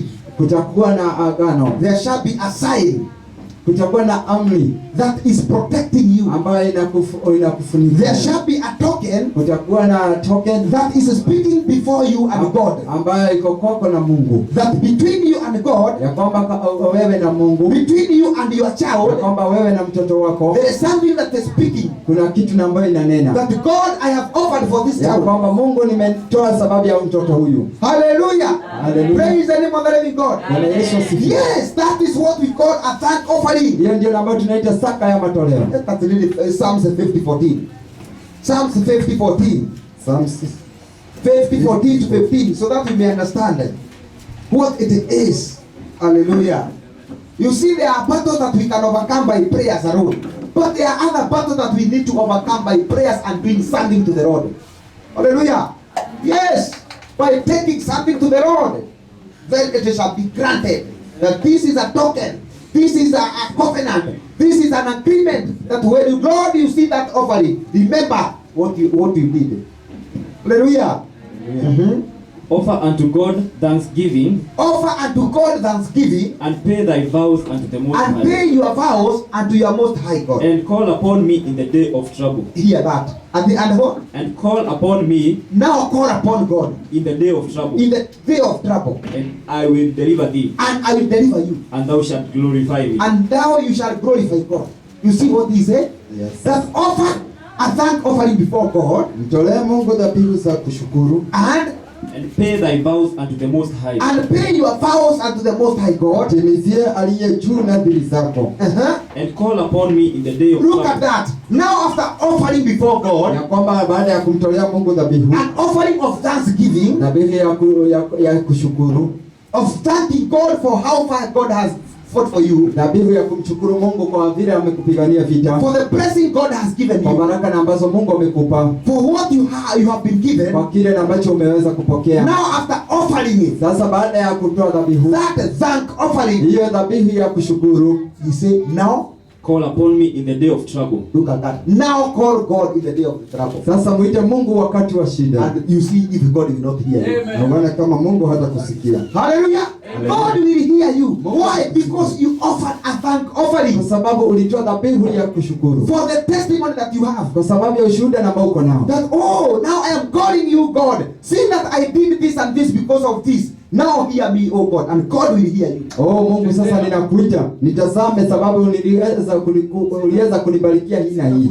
Sasa Yes, that thing will be a witness. It will speak for you. hiyo kitu itakunenea. That offering or that thanksgiving, it shall be now speaking on your behalf. Hiyo dhabihu itakuwa inanena sababu yako. Speaking on your behalf. Inanena kwa ajili yako. If it is on your behalf of your body, Kama inanena kwa ajili ya mwili wako. you are healed. Ya kwamba But umepona. now the devil is bringing back those Na sickness. sasa shetani anajaribu kuleta hizo magonjwa tena. And you brought a thank offering before God. Ameleta dhabihu mbele zake Mungu. That thank offering will speak on your behalf. Hiyo dhabihu itanena kwa ajili yako. This man was healed. Huyu mwanadamu alikuwa amepona. Now you devil will be rebuked. Kwa hivyo wewe shetani utakemewa. The devil will be rebuked. Shetani atakemewa. It is same as like what we say tithing. Ni vile na ambavyo tulikuwa tunaongea kuhusu kutoa fungu la kumi. Like God say in the book of Malachi, Kama vile Mungu ananena katika kitabu cha Malaki. that when you tithe, Ya kwamba wakati utatoa when fungu you la bring kumi, an offering, wakati utatoa dhabihu, God will rebuke the devourer. Mungu atakemea wanyama. He will rebuke your enemy. Atakemea maadui. So when you thank God, Wakati unamshukuru Mungu, you thank God, unamshukuru Mungu, you thank God by mouth, unamshukuru Mungu kwa and kinywa, you thank God by deed. na unashukuru Mungu katika God will matendo. rebuke the devourer. Mungu atakemea wadudu. He will rebuke those who are revenging you. Atakemea wale na ambao wanakulipishia He will kisasi. rebuke those that are running against your life. Atalipisha kwa wale ambao wanakukimbiza. Because there is a remembrance Maana kuna ukumbusho that God is looking. ya kwamba Mungu anatazama. That remembrance is crying before God. Ya kwamba hiyo ukumbusho inalia mbele zake Mungu. And it is a sign Na ni ishara that you are thankful ya kwamba wewe huwa unashukuru before the Lord. mbele zake Mungu. Hallelujah. Hallelujah. Look at this even in the book of Genesis. Genesis 8-20. Tazamia kitabu cha Mwanzo 8.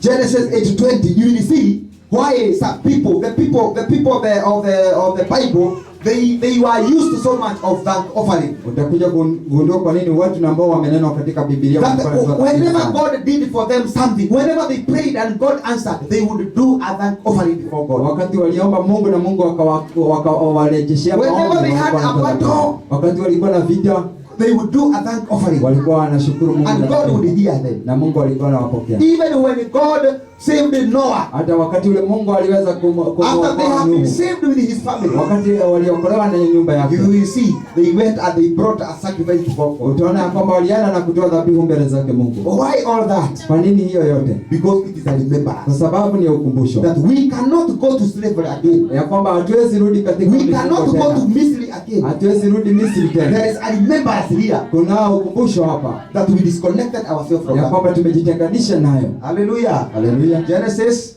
8 verse 20. it says, And Noah builded an altar unto the Lord, and took of every clean beast, and of every clean fowl, and offered burnt offering on the altar. And the Lord smelled a sweet savor, and the Lord said unto his heart, I will not again curse the ground anymore for man's sake. you see, Amen. hallelujah.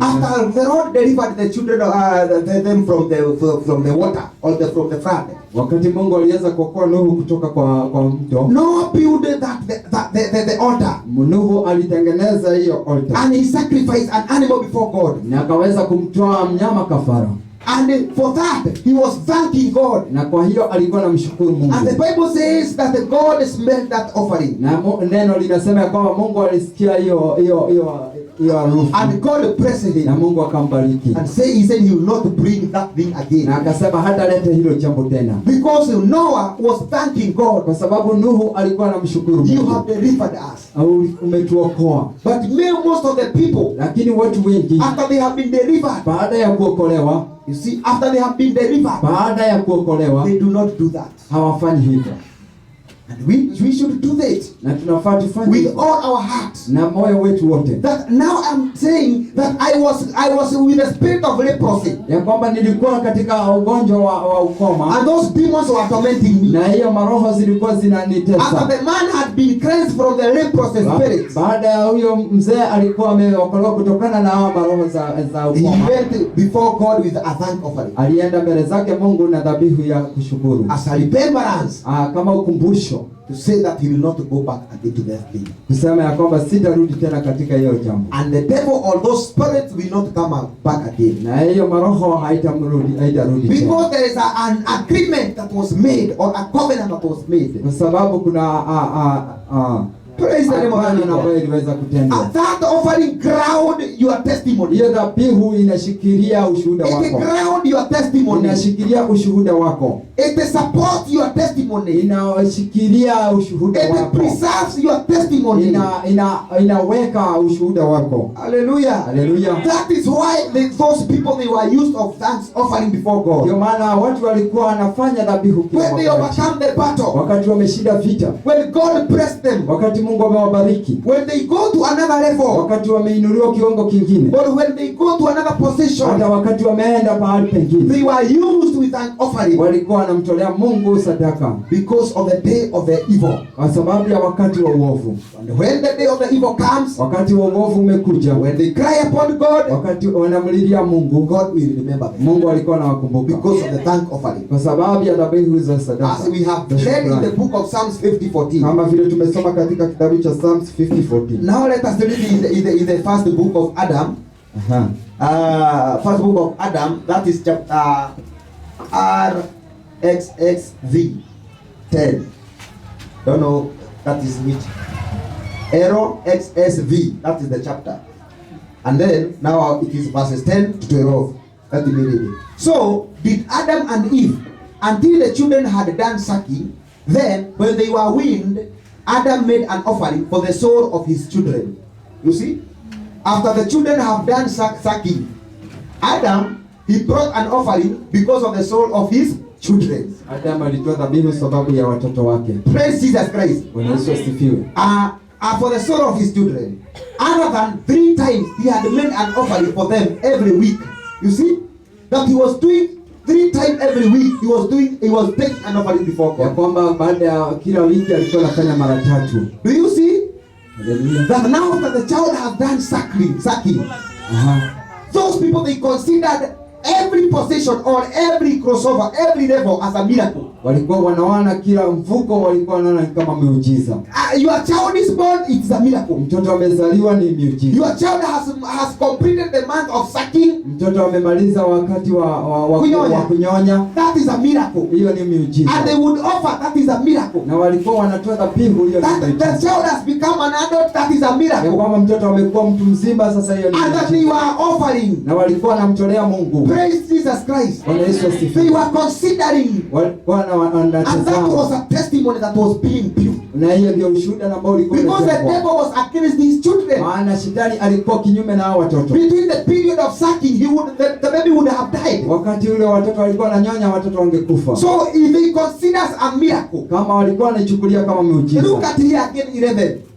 When the days of nursing, the children were ended, Eve again conceived, and when her days were accomplished, she brought forth another son and a daughter. And they named the son Abel and the daughter Achria. 12. Then at the end of 40 days, Adam made an offering for the son. And at the end of the 8 days, he made another offering for the daughter. Do you hear? And did them as he had done before Cain and his sister Lulu. It's Jesus Christ. Amen. You see, it is saying that they are used in the offering. Nasema ya kwamba walikuwa wanafanya dhabihu sana. And they did it in their heart. Na walikuwa wanaifanya kutoka moyoni mwao. Nobody ordered them. Hakuna mtu alikuwa It amewaamuru. is they and they are own. ni hao wao wenyewe. They did willingly. Walikuwa wanafanya kwa kutaka kwao. But the people hear that, Lakini watu wanasikia hivyo, and they said, now you are preaching money. anaanza kusema unahubiri pesa. That is how people say. Hivyo ndivyo watu wanasema. And you see, I have not ordered you. Na mimi sijawaamuru. Adam was not ordered by God, Adam hakuwa ameamuriwa na but Mungu. he did it himself, Lakini aliweka moyoni mwake. being willingly Alikuwa anaifanya kwa to kupenda. thank God. Kumshukuru Mungu. Why do we love to receive? Kwa nini tuweze kupokea? Why do we love to receive? Kwa nini tunapenda kupokea? But we don't love to give. Lakini hatupendi kupeana. You love to receive from God, Unapenda kupokea kutoka kwa but you Mungu. don't want to give God. Lakini hautaki kumpa Mungu. Just giving God, Kumpa tu Mungu. you don't want. Hautaki. You pray, God answers, Unaomba Mungu na anajibu. but you don't want to thank Him. Lakini hautaki kumshukuru. Thank you for you have done this to me. Asante kwa sababu umenifanyia hivi. That one is in the Bible, Hiyo iko katika and Biblia. that is what overcomes this spirit of revenge. Na hii ndio inashinda hii roho ya kulipisha That kisasi. is what overcomes this spirit of the enemy. Hii ndio inashinda hii maroho ya adui. Praise the name of the living Bwana God. Yesu asifiwe. That is something that I have come to know, Hiyo ndio kitu ambacho nimekuja kugundua. that it exists in the Word of God, Ya kwamba inaendelea katika neno la Mungu. and that is what give us victory. Na hiyo ndio ambayo inatupa ushindi. That is what protect our testimony. Hiyo ndio ambayo inashinda ushuhuda wetu. Like I had a new car, Nilikuwa na gari mpya. and when I prayed, Na wakati niliomba, after praying, na baada ya kuomba it is over. ikaweza kuisha. But I felt within me Lakini nikasikia moyoni mwangu that you need to bring an offering before ya God kwamba unafaa kuleta dhabihu mbele zake because Mungu. of that car. Kwa sababu ya gari hilo. It is like a remembrance Lakini ni kama ukumbusho that in the day of the evil, ya kwamba wakati wa uovu God will remember it. Mungu ataikumbuka. When I cry unto God, Wakati nilimlilia Mungu, God will remember it. Mungu ataikumbuka. When I am traveling, Wakati ninasafiri, when I am in the danger, wakati niko katika ubaya, God remember Mungu that ananikumbuka I offered you because of this ya car. kwamba nilitoa dhabihu sababu ya gari hili. Praise the name of the living God. That is what we are speaking Hiyo of. ndio ambayo tunanena. It is a thank offering. Ni dhabihu ya shukrani. I have prayed to God, Mungu nimeomba and God has done it. na Mungu ametenda. But have you appreciated God for what He did? Lakini je, umeweza kumshukuru Mungu kwa hivyo? You say, it's just by mouth. Thank you, God. It is over. Unasema tu na kinywa ya kwamba iko sawa. There is a power when we do by deeds. Kuna nguvu wakati tunafanya na matendo. Like today, if somebody can do something for you, Kama siku ya leo mtu akutendea jambo, and when he do something for you, na wakati atakutendea jambo and you feel very happy, na unasikia kwamba umefurahia, then you go tell him thank you. na uende tu mwambie na mdomo wa asante, He will be happy. atafurahia. But if another one can do something to him, Lakini kama mtu mwingine atamfanyia jambo then lingine, he go to him na halafu ende kwake and tell him thank you. na mwambie asante, This offering it is for you. hii dhabihu ni yako, It is to thank you ni ya kukushukuru for what you did for me. kwa vile ambavyo ulinitendea. Which man will he love most? Ni mtu mgani na ambaye atakayempenda sana? He will love the one who have said thank you with deeds. Atapenda huyo na ambaye alifanya asante kwa matendo. Even when it comes to the blessing, Hata wakati inakuja wakati wa baraka, when Jacob was blessing his children, wakati Yakobo alikuwa anabariki watoto wake, when he was blessing his children, wakati alikuwa he anabariki told watoto them to wake, prepare something. aliwaambia watengeneze kitu. You cannot be blessed just like that without something. Hawezi barikiwa tu hivyo hivyo kama hauna You kitu. need to give something so that you may receive the blessing. Unafaa utoe kitu ndio ili upokee baraka. It is like you will asking the blessing even to your parents. Ni kama wakati unaitisha hata baraka You wazazi cannot wako. just go say thank you. Hawezi hata tu kusema You have been asante. a good mother. Umekuwa mama Thank you, mzuri. you have been a good father. Umekuwa baba mzuri. That one he is used to hear. Hii amezoea kusikia. But when you go with a kilo of sugar, Lakini wakati unaenda na sukari with something, na kitu, when you go, you tell him thank you now. unaenda na kumwambia asante sasa, He will say yes, thank you. atasema ndio And asante, me, I will bless you. nami nitakubariki. Praise the name of the Bwana Lord. Yesu asifiwe. So we understand why we do that offering. Kwa hivyo tunaamini kwa nini tunafanya It is for dhabihu. our own benefit. Ni kwa sababu yetu It wenyewe, is for our own ni benefit kwa sababu yetu wenyewe, and for the benefit of the testimony that you have. na benefit ya ushuhuda ambao tuko nao, The benefit of the blessing that you have received from God. ni benefit ya baraka ambazo tumepokea. Do you want to protect it? Unataka kuilinda, Do you want to cover it? unataka kuifunika, Do you want to preserve it? unataka kuiweka, then seal it with a remembrance. Kwa hivyo weka na ukumbusho. Hallelujah. Hallelujah. And God will remember you when you call upon Na him. Mungu atakukumbuka wakati utamuita. Praise Jesus Christ. Bwana Yesu asifiwe. So that is how we overcome the spirit of revenge. Hivyo ndivyo tunashinda hii roho za We kulipiza need to kisasi. be still. Tunafaa kuwa imara. We need to be watchful. Tunafaa kutazama. We need to be prayerful. Tunafaa kuwa waombaji. We need to be thanking God Tunafaa kuwa watu wa kumshukuru with Mungu. an offering Na hata dhabihu. and to praise him and to worship Na him. kumtukuza sana na Let kumwabudu. us not be afraid. Wacheni tusiwe watu wa kuogopa. Let us not worry Wacheni tusiwe watu wa kuwaza. of what is coming. Ya kwa mambo ambayo Our yapo. God is already in the future. Mungu wetu He is already there. ako pale usoni. He knows from January to December. Anajua kutoka Januari mpaka Disemba. If it is a battle, he is already there. Kama ni vita ameshafika. If it's a journey, he has gone before you. Kama ni safari ameshaenda mbele. Wherever that you are purpose, Kwa kila kitu God is there. Mungu wako yuko. So we have not to worry. Kwa hivyo hatufai And kuogopa. that is how our God is.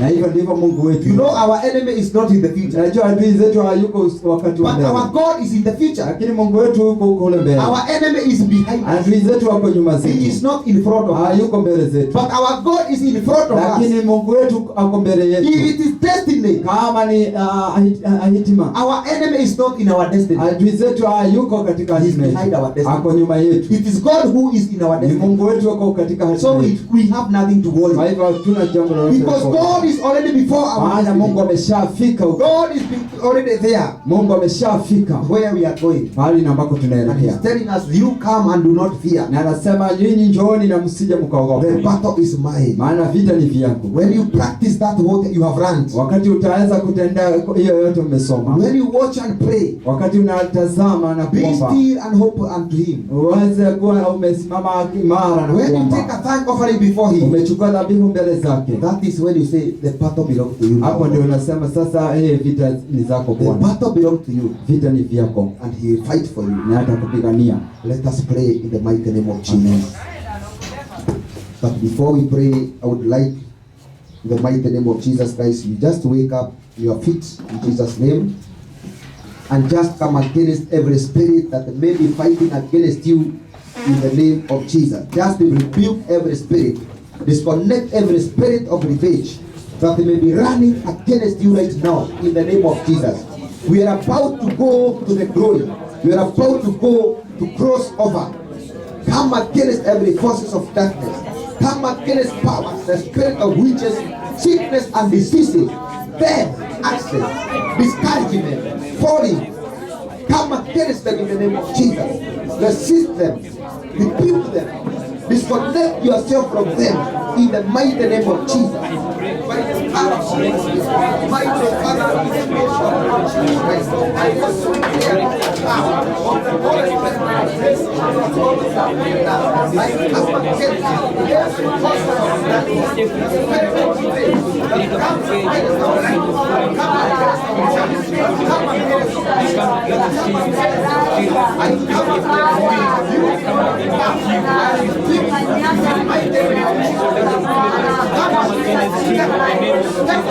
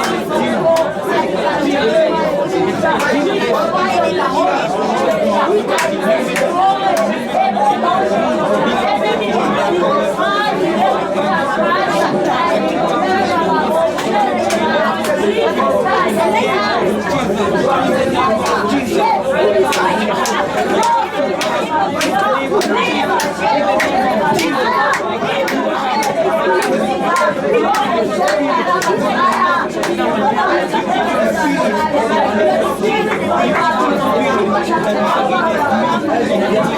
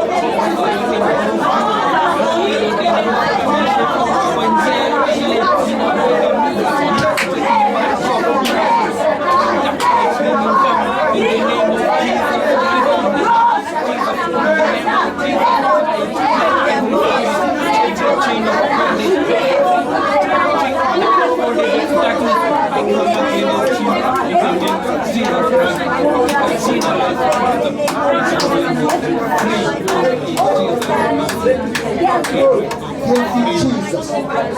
Thank you, Jesus. Thank you, Jehovah. Thank you, Jesus.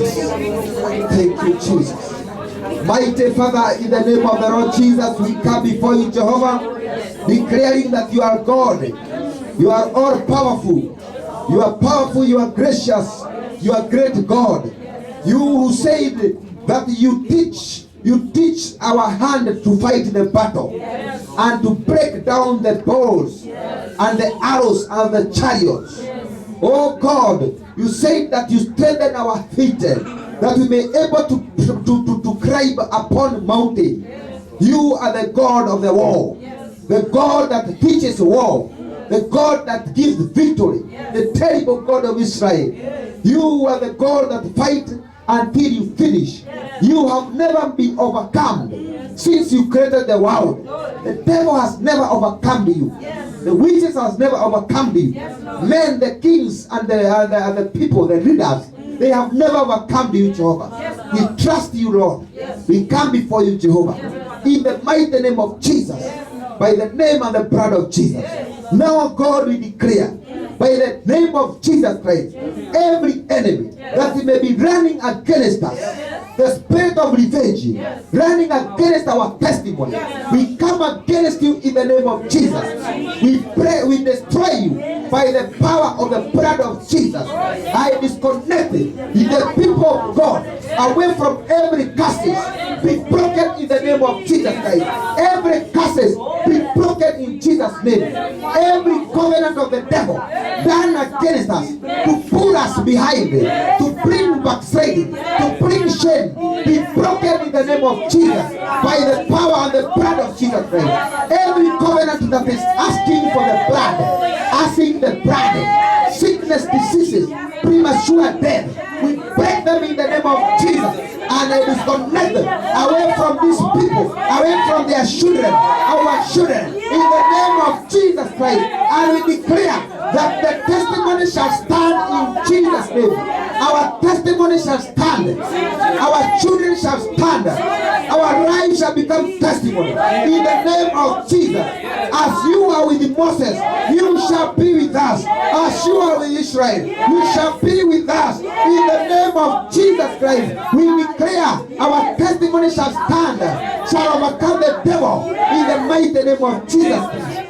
Mighty King of glory, the mission that we have preached, what we have destroyed and overcome, the spirit of revenge shall not overcome. In the name of Jesus, we disconnect them away from our life, away from our children, away from our marriages, away from the, in the name of Jesus. And we declare protection of the blood of Jesus. Protection in Jesus' name. Mighty King of glory, we want to deactivate every weapon that is sent against the year that is coming.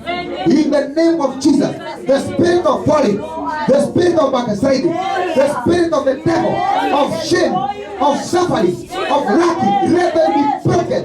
May it be disconnected. In the name of Jesus Christ, we declare blessing upon the year that is coming, the year 2021. I declare blessing in the name of Jesus. Every curse of 2021 be broken in the name of Jesus Christ. We declare blessing in the name of Jesus. We refuse the battles of 2020 to follow us. We refuse the battle of 2020 to follow us. We deny them. In Jesus' name, we deny those battles in 2021. We reject them, those battles in Jesus' name. The spirit of shame, the spirit of suffering, sickness, diseases, torture, the spirit of death, we defeat you in the name of Jesus. And we declare the beginning that all these will pass away and the new will come. The year 2020 shall come with new things, new anointing, fresh anointing in the name of Jesus Christ. And we declare that our rain shall go where we did not go in the name of Jesus. We rebuke and we resist every limit of 2021, limit of financial, limit of men, limit of challenges, limit of our flesh. We destroy them. We come against those limits in the name of Jesus. And we declare that what we have not touched 2020, we shall be touched in 2021. Where we have not lived in 2020, we shall live in 2021. In the name of Jesus. The places that we have not gone, we shall go them in the name of Jesus Christ. Where we have not traveled, even they that are not traveled by the aeroplane, they shall travel in 2021 in the name of Jesus. For the glory of your name, that testimony shall glorify your name. Mighty Father, we possess 2021 in the name of Jesus Christ. We possess our ground. We possess our destiny. We possess them by power, by fire, by the blood of Jesus in the name of Jesus. And we declare the blessing in the name of Jesus. Thank you, Jehovah God. We shall glorify you. We shall praise you, Jehovah God. When you shall give us the victory, when you shall do us the miracle, Lord, we shall offer you even a thank offering before you. We shall give you the glory. We shall thanks offering before you because of what you will do for us. In the name of Jesus, receive all the glory. In Jesus' name, remember us, Jehovah God, that in 2021, you will be coming, Jesus Christ. We declare that we shall enter in your kingdom in the name of Jesus Christ. We declare we shall not be overcome, but we shall overcome in the name of Jesus Christ. And we shall stand to glorify your name. Lord, we resist the devil in Jesus' name. And we declare to the 21, we shall live to glorify the name of the living God. We shall live to testify your name. We shall live freely in Jesus' name, that your name may be glorified. In Jesus' name, we do pray and even believe. Amen, amen. Let us praise Jesus. Let us thank him.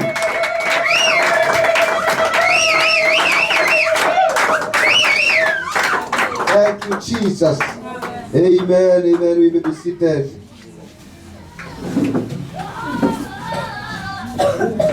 Thank you, Jesus. Hallelujah. Amen. Thank you, Jesus. God bless you. God bless you, all of you, in Jesus' name. Even our dear brothers and sisters who are watching on UTV, God bless you, all of you. The Lord bless you in Jesus' name. And we have declared a blessed 2021 in the name of Jesus Christ.